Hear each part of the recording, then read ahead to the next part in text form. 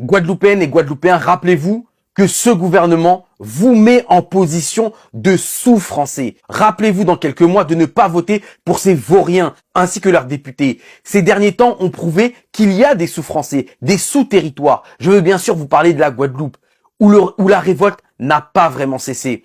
Mais on voit bien que ce département français est géré comme une colonie. Ceux qui nous dirigent sont les responsables. Quand il y a une voiture brûlée sur Paris, pendant une semaine, on en entend parler dans les journaux télévisés. Assez récemment, j'ai entendu une sénatrice guadeloupéenne dénonçant les violences faites, etc.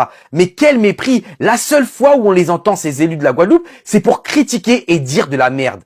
Quand on a des jeunes qui n'ont pas d'avenir, pas de perspective, il leur reste quoi? Quand la Guadeloupe est l'un des départements où il y a le plus de chômage chez les jeunes, il leur reste quoi? Alors oui, la violence n'est pas la solution, mais ce n'est que la traduction d'un désarroi profond. Et ce n'est pas en venant dire sur les chaînes de télé « je suis outré » que cela va changer quelque chose pour ces jeunes.